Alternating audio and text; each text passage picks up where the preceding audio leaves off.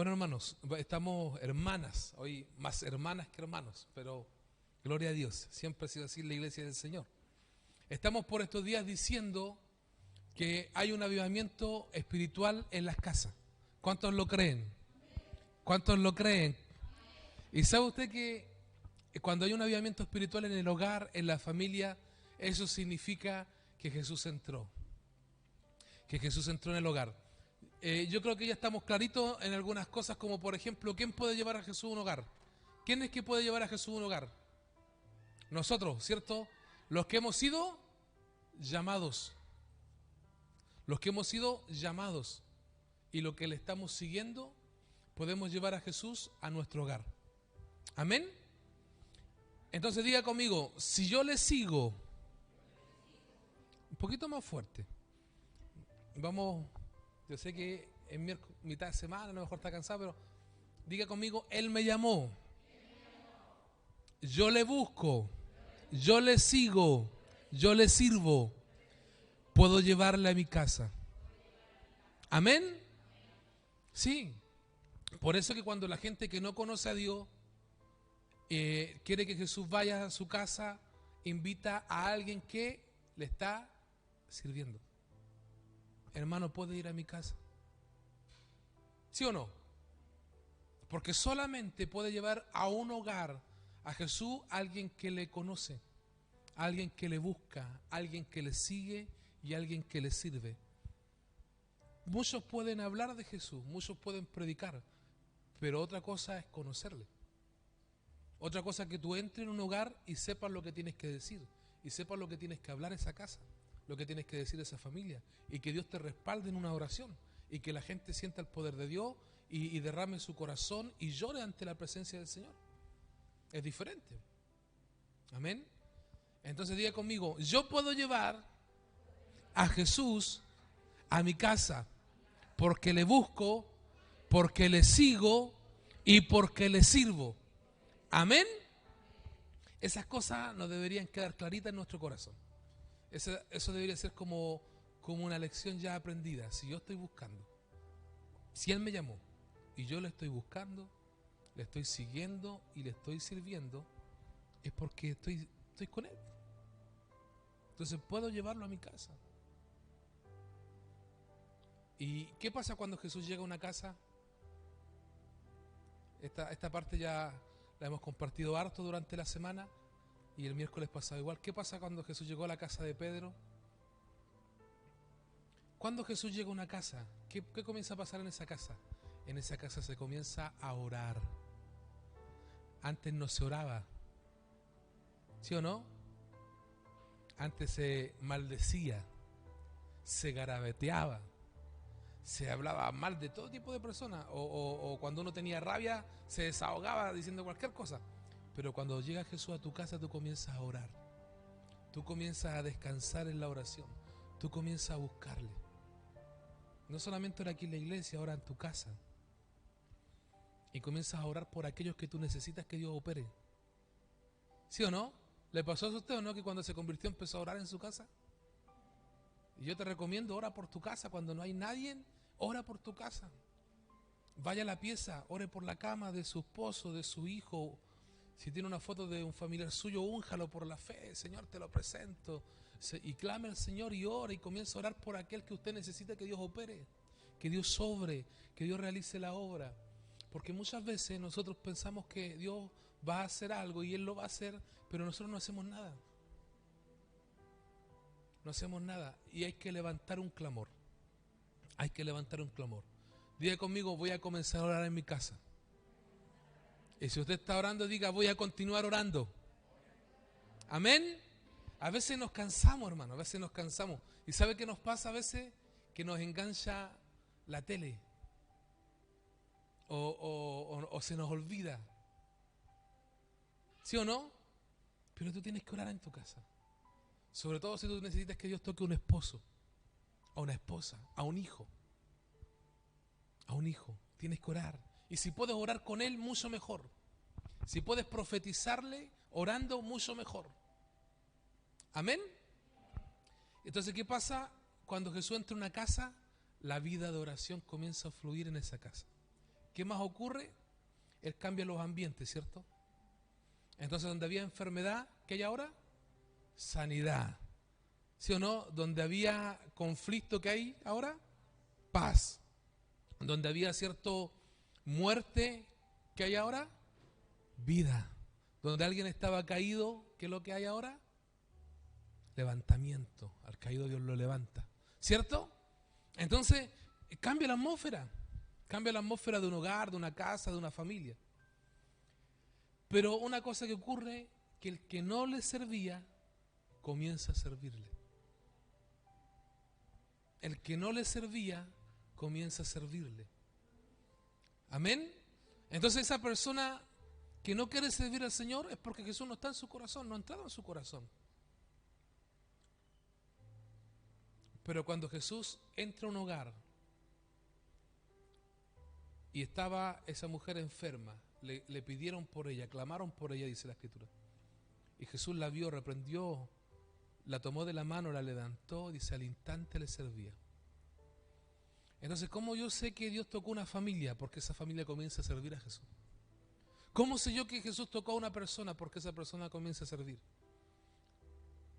¿Cómo sé yo cuando alguien se está saliendo también del reino o cuando se está enfriando la fe? Porque esa persona deja de servir y también vuelve atrás de donde Dios le sacó. Entonces vuelven los conflictos, vuelve el pleito, vuelve la muerte espiritual, vuelve la enfermedad, vuelve el mismo pecado de donde Dios lo sacó, vuelve atrás. Y eso lo hemos visto nosotros y sabemos que es así. Entonces, qué tremendo es cuando Dios entra a un hogar. Qué tremendo es cuando Dios entra a una familia. Amén. Así que Él ha entrado a nuestras casas. Y en algunas casas ya Dios ha hecho la obra. Pero ojo, porque a veces como sabemos que Dios hizo la obra nos relajamos.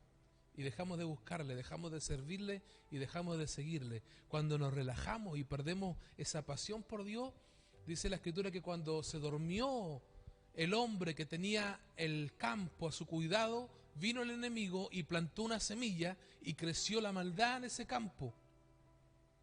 Entonces cuando nosotros nos relajamos es cuando nos dormimos espiritualmente y viene el enemigo y nos planta semillas de maldad.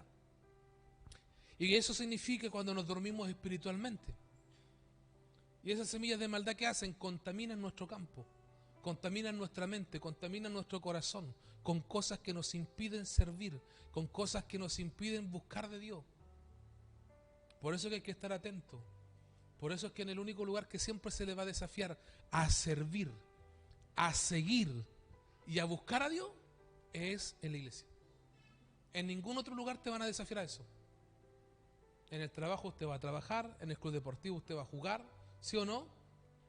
Con sus amigos usted se divierte, pero en la casa del Señor es el único lugar donde se te desafía a buscar, a seguir y a servir al Señor, porque Dios opera ahí. Es señal de que Jesús está en un hogar, de que Jesús está en una familia. Amén. Estas cositas las hemos compartido ya, tienen que quedar como una verdad aprendida en nuestros corazones. Amén. Ahora, otra cosa que también vimos, que cuando Jesús entra en un hogar, en una casa, antes tu casa a lo mejor se prestaba para otras cosas. Pero cuando tu casa es de Jesús, la gente te busca por causa de Jesús. La gente va a tu casa por causa del nombre de Jesús. Si tú te transformaste en un hombre de fe, en una mujer de fe, la gente va a ir a tu casa para buscar de Dios, para conectarse con Dios, porque a través de tu vida la gente va a ver a Cristo. Amén. Gloria a Dios. Luisito, te hago una pregunta. ¿Estamos saliendo nosotros, no? ¿Sí? Saludamos entonces a los hermanos que están conectados. Le damos un aplauso a los hermanos que están conectados ahí, que están viendo desde casa. Le bendecimos. Estamos haciendo un breve repaso de lo que ya hemos visto y también ya hemos orado, así que les bendecimos en este día. Amén. ¿Quién está por ahí, Luisito?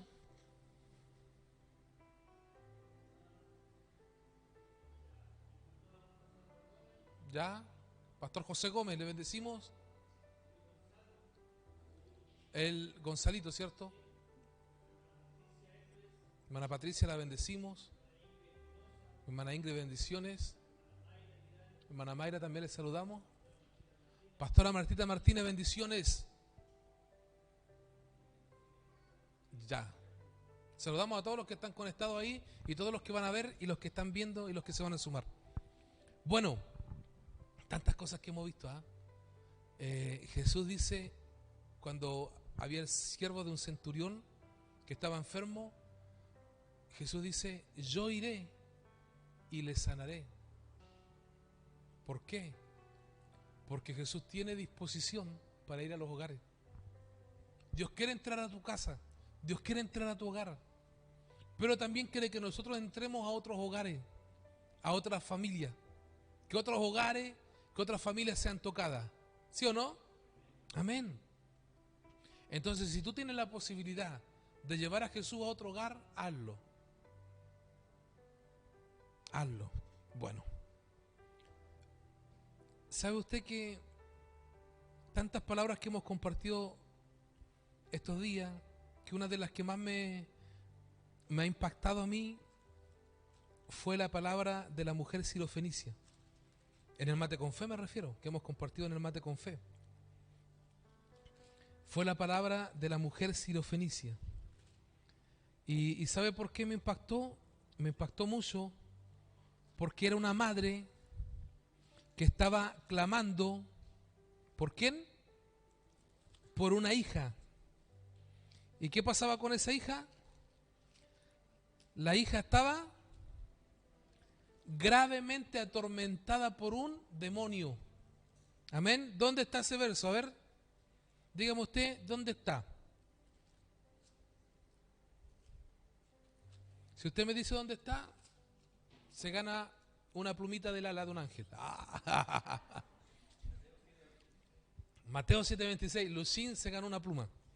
Ahí va. Oye, entre paréntesis, había un pastor que predicaba y devuélvame la pluma porque no es Lucín. Debe ver la cita, pues. Marcos 7 será, ¿no? Anda confundiendo. ¿Veo no? 2 plumas menos al tiro. Había un pastor que predica en Estados Unidos y cuando él comparte la palabra, empezaban a caer plumas así. Y era raro lo que pasara, era como una señal. Dios lo acompañaba como con esa señal. Bill Johnson se llama él. Y tiene su edad ya y él predica y hay manifestaciones, un poder de Dios bien bonito. Bueno, la mujer sirofenicia, ¿cierto? Marcos 7:24 dice así: levantándose de allí, se fue a la región de Tiro y de Sidón, entrando en una casa, no quiso que nadie lo supiese, pero no pudo esconderse. Este punto aquí es bueno. Dios, Jesús, entra a ciertas casas y se queda en ciertas casas. Amén. Aquí dice claramente que Jesús entró en una casa y se quedó ahí. Se quedó ahí, se escondió ahí.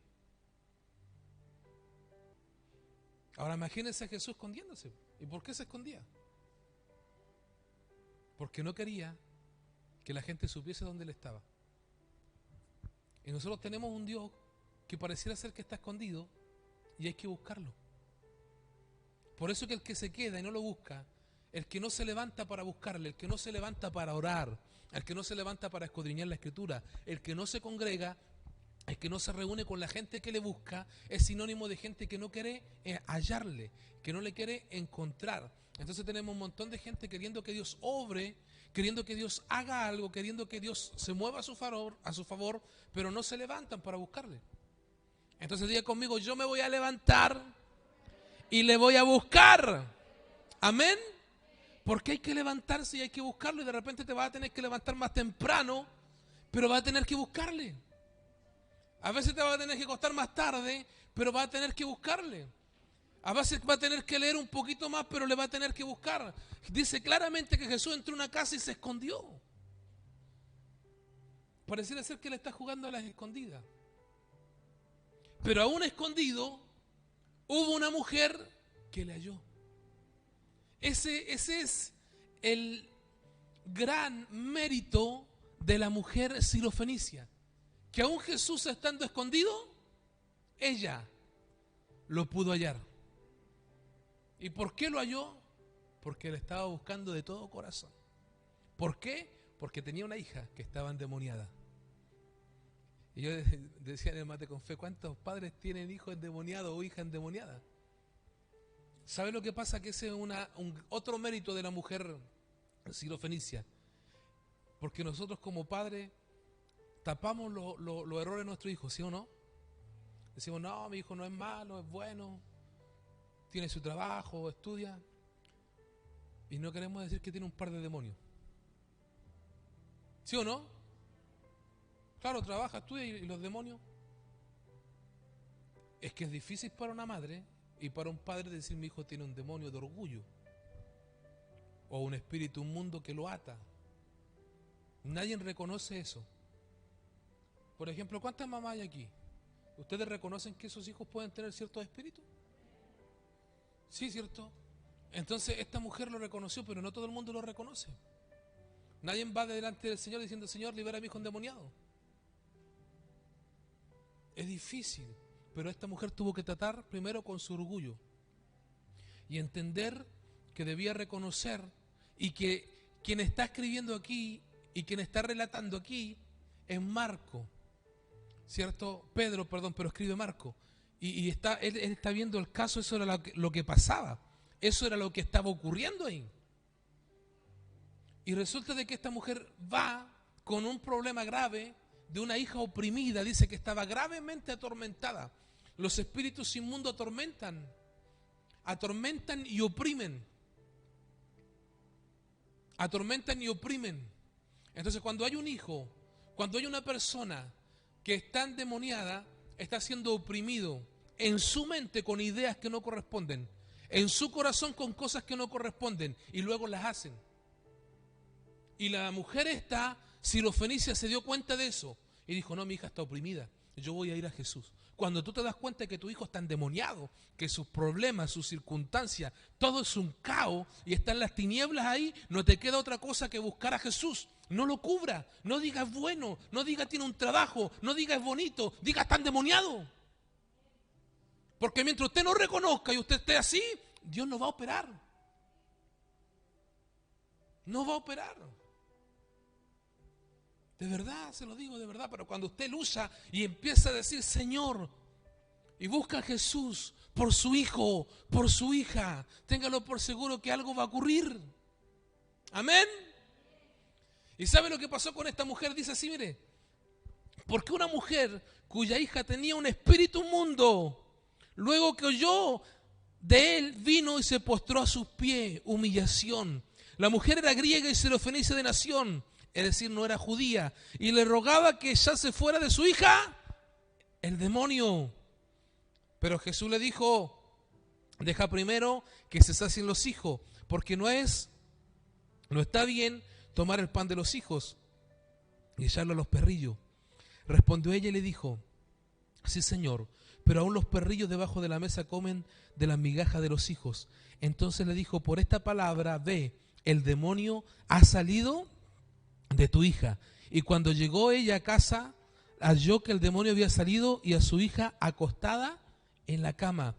Pero Mateo 15, vamos a Mateo 15, dice otra cosa interesante también. Mateo 15, 21.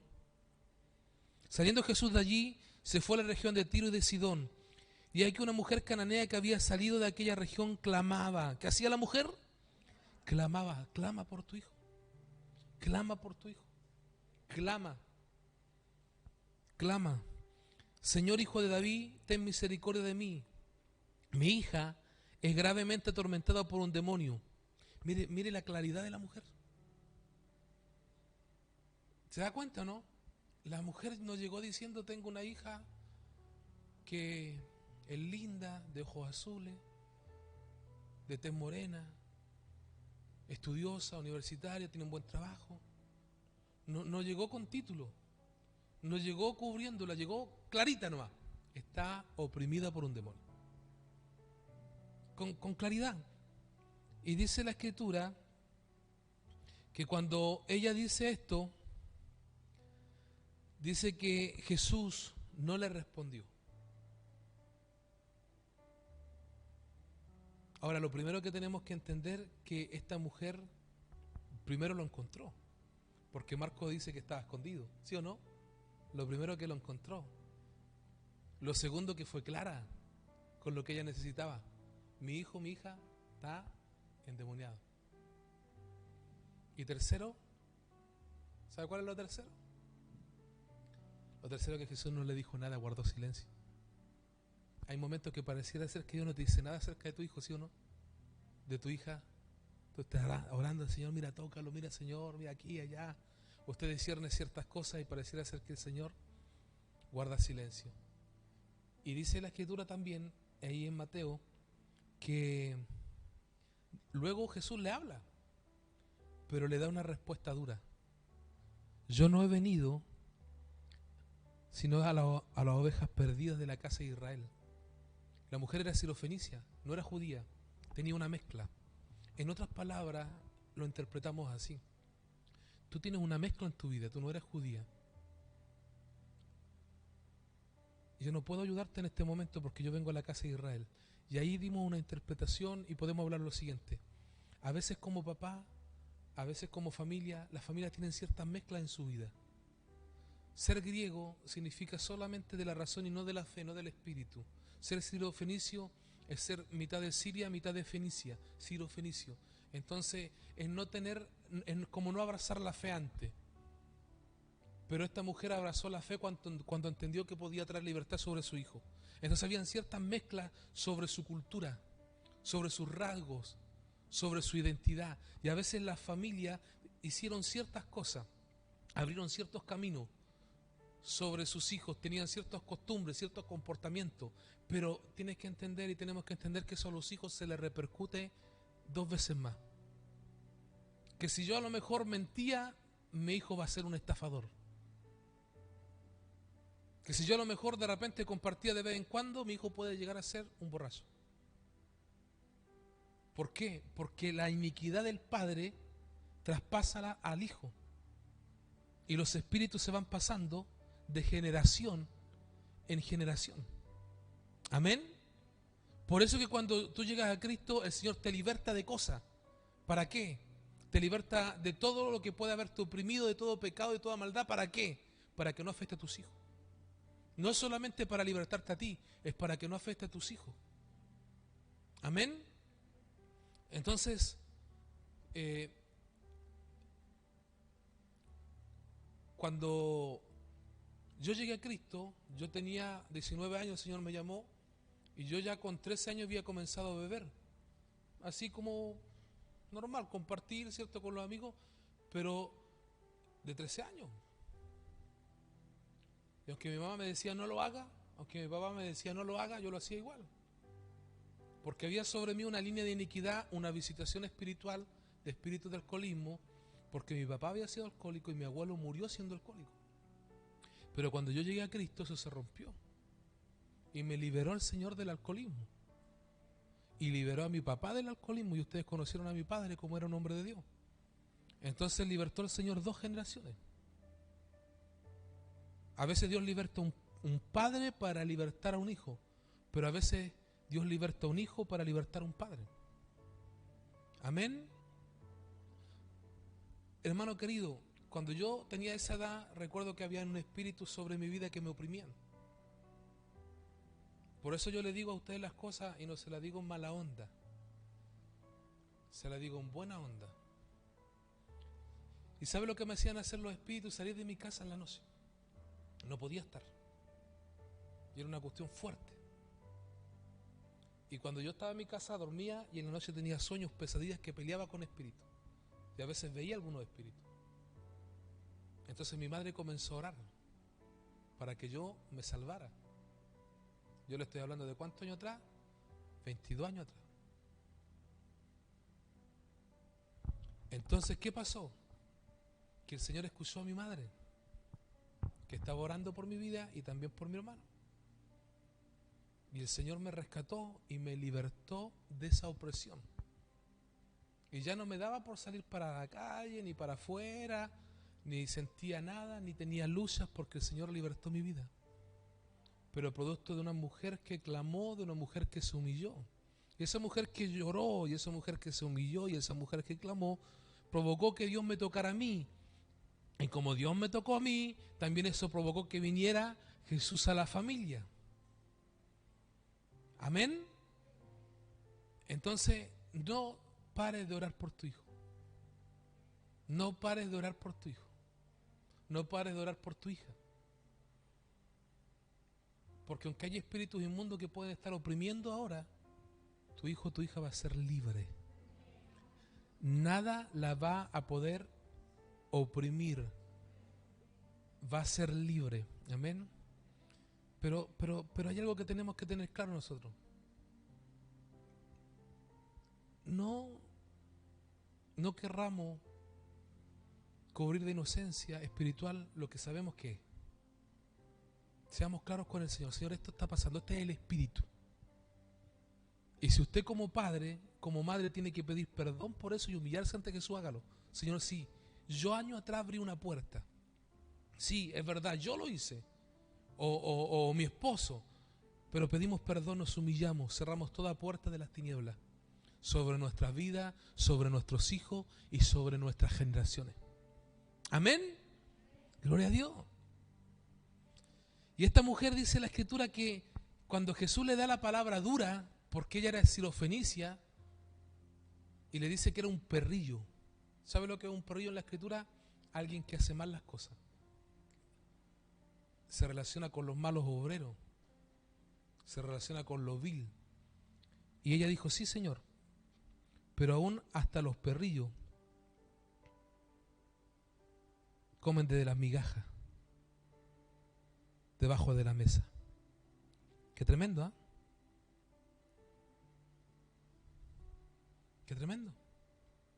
O sea, ella dijo, solamente necesito una migajita, no un pan, una migaja para que mi hija sea libre. Y eso le sorprendió a Jesús. Porque la mujer tenía fe. ¿Qué tenía la mujer? Fe. ¿Qué tiene que tener usted para que su hijo sea tocado? Fe. Nada más que fe. Nada más que fe. Y yo te pregunto, ¿tú crees que Dios puede tocar tus hijos? Créalo, cierra sus ojos un momento y quiero que piense en tus hijos y que visualices por la fe cuál es el problema en el cual está tu hijo, cuál es el espíritu que lo tiene tomado, cuál es el espíritu que lo tiene atado y lo identifiques. Amén. ¿Lo tiene? ¿Sí? Ahora menciónelo y dígale esta oración al Señor.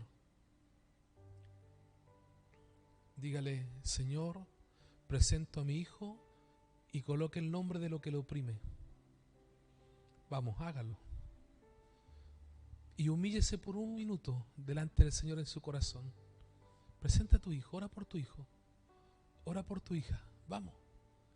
Por ese que tú quieres que Dios toque, por ese que tú quieres que Dios liberte.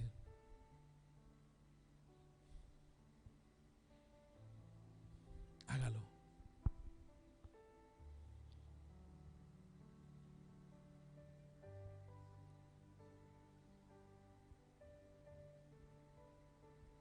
Eso es, que se escuche el clamor de una madre, de un padre que está clamando por sus hijos, que está clamando y que está creyendo porque tiene fe. Gracias, Jesús.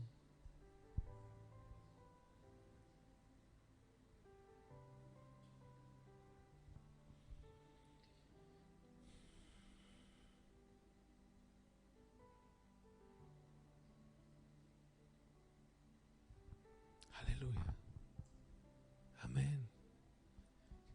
¿Crees que el Señor lo hará? Pero esta palabra yo creo que hoy en esta noche le viene bien a todos, ¿cierto? Pero es una palabra de inicio nomás. Porque esta palabra tómela usted y ore todos los días por sus hijos. Mire, hay espíritus que le ponen a los hijos no buscar de Dios.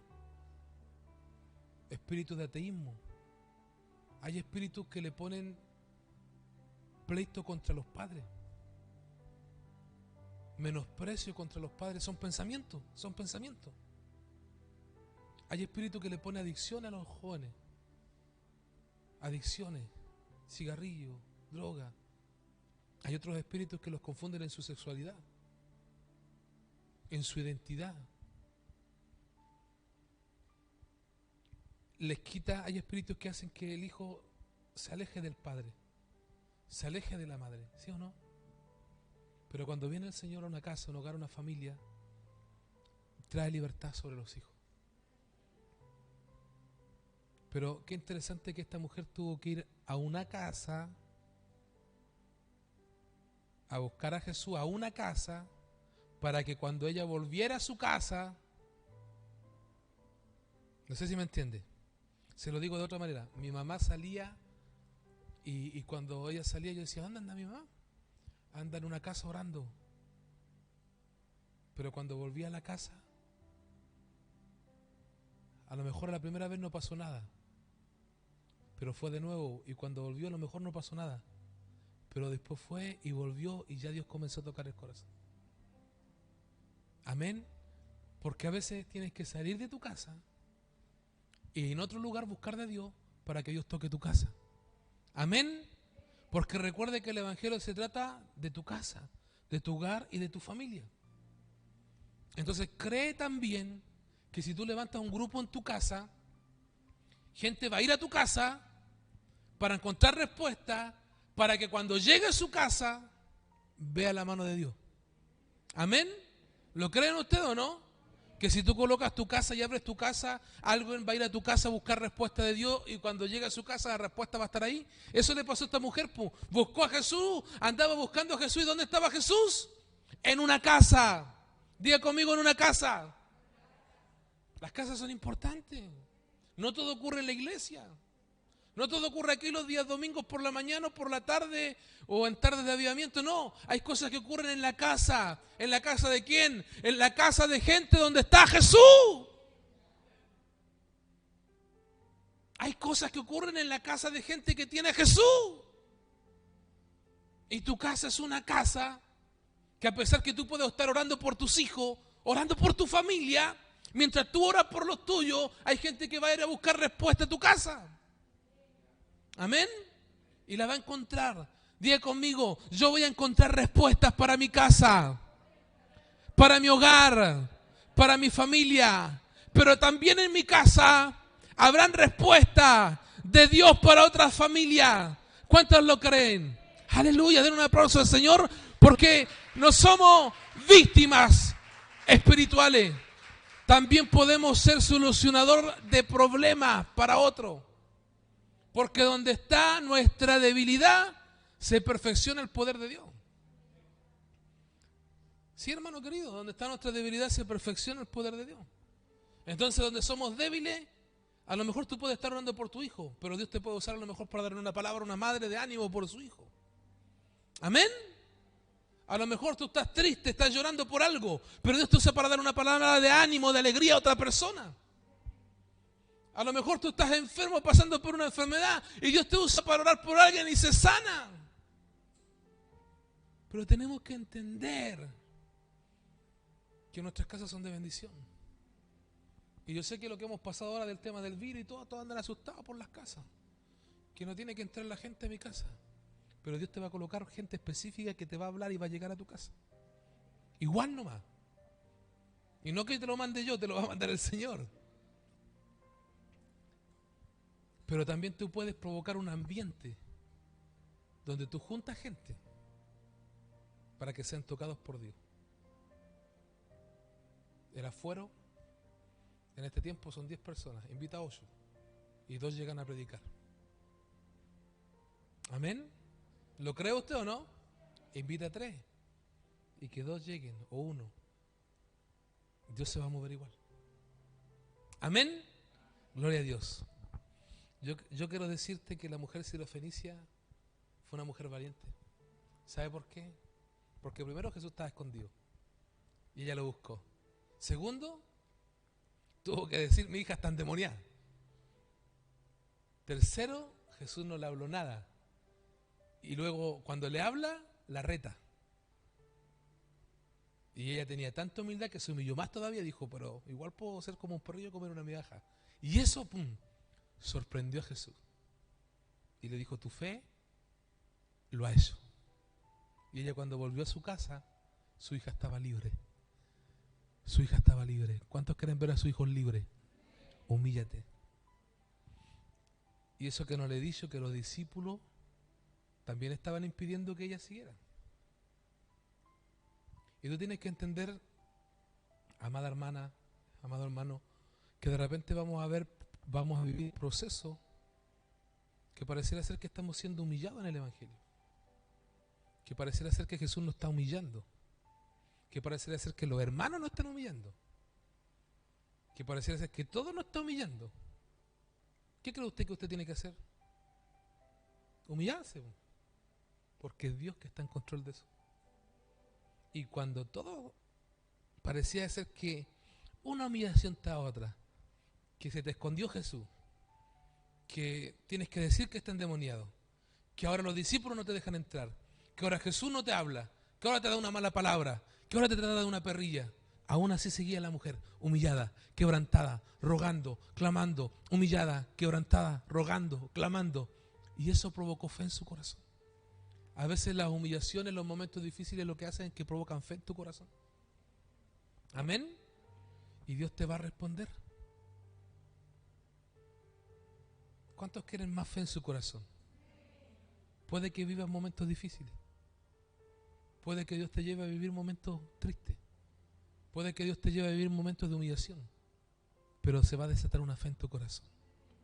Porque cuando uno vive esos procesos, al único que se puede aferrar es a Jesús. Amén. Cierre sus ojos, Padre, en el nombre de Jesús. Te damos gracias por esta palabra.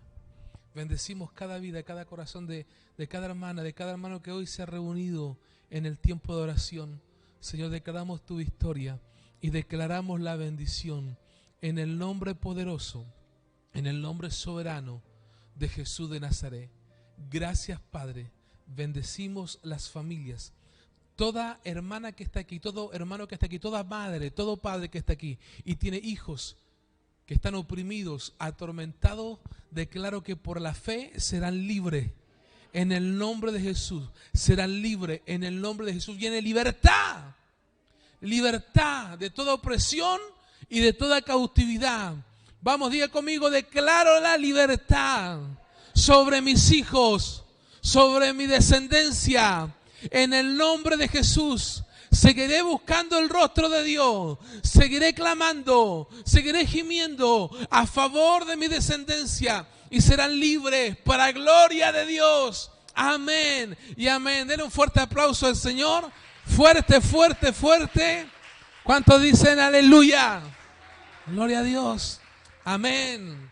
Gloria a Dios. Nos despedimos de los hermanos que están ahí en sintonía. Reciba esta palabra en esta hora para tu vida. Amén. Así que, hermanos, esa es la